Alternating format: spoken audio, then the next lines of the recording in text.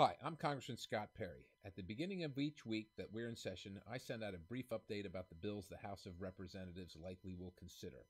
It's a long one, so buckle up. They are as follows: H.R. 5683, the Ensuring Access to Justice for Claims Against the United States Act, which amends the Federal Judicial Code for the jurisdiction of federal courts over civil actions pending in or on appeal from the U.S. Court of Federal Claims, the U.S.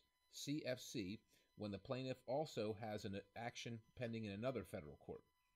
H.R. 5421, the Financial Institution Bankruptcy Act of 2014, which will improve the bankruptcy code in order to resolve financial institutions in an efficient manner for the benefit of employees, creditors, and customers.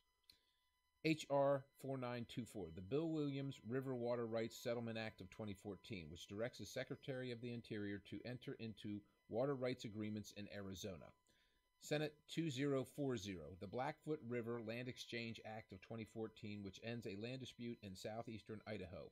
H.R. 5050, the May 31st, 1918 Repeal Act, repeals the Act of 1918 for land that was taken out of trust on the Fort Hall Reservation.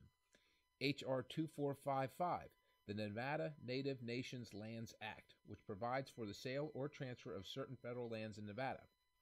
H.R. 3572, which revises the boundaries of certain John H. Chafee coastal barrier resource systems in North Carolina.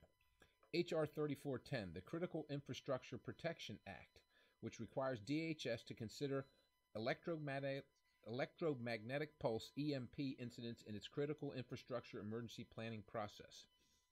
H.R. 5629, the Strengthening Domestic Nuclear Security Act of 2014, which amends the Homeland Security Act of 2002 to strengthen the Domestic Nuclear Detection Office. H.R. 3438, the National Laboratories Mean National Security Act, which amends the Homeland Security Act of 2002 to authorize the use of grants under the Urban Area Security Initiative and the State Homeland Security Grant Program to work in conjunction with a Department of Energy national laboratory. H.R. 5714, the Pest Management Records Act, which permits commercial applicators of pesticides to create, retain, submit, and convey pesticide application-related records, reports, data, and other information in electronic form.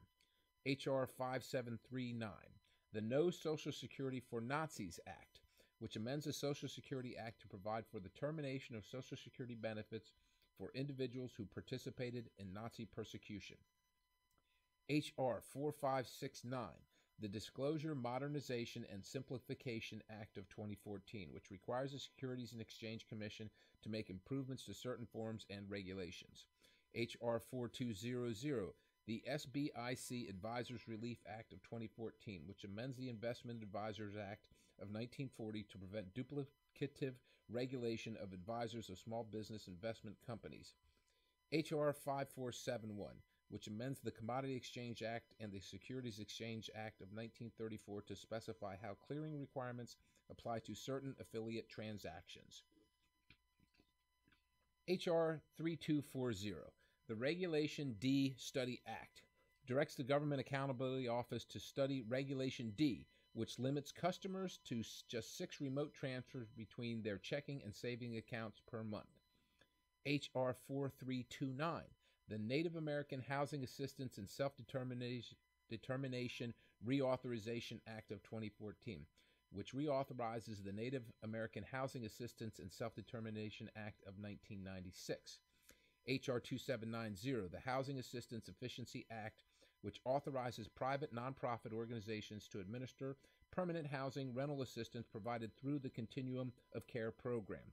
H.R. 2366, the World War I American Veterans Centennial Commemorative Coin Act, which requires the Secretary of the Treasury to mint coins in commemoration of the centennial of World War I. House Resolution 758, which strongly condemns the actions of the Russian Federation under Vladimir Putin, which has carried out a policy of aggression against neighboring countries aimed at political and economic domination. House Resolution 714, which reaffirms the peaceful and collaborative resolution of maritime and jurisdictional disputes in the South China Sea and the East China Sea as provided by universally recognized principles of international law and reaffirms the strong support of the United States government for freedom of navigation and other internationally lawful uses of sea and airspace in the Asia-Pacific region. Senate 2673, the United States-Israel Strategic Partnership Act of 2014, which enhances the strategic partnership between the United States and Israel. The House may also consider legislation related to the FY 2015 National Defense Authorization Act, legislation related to expired tax provisions, and possible consideration of the ABLE Act of 2014. As always, if you have any questions or if I may be of assistance to you or your family in any way, please contact me at perry.house.gov. That's perry.house.gov. Again, this is Scott Perry, and I hope you have a fantastic week.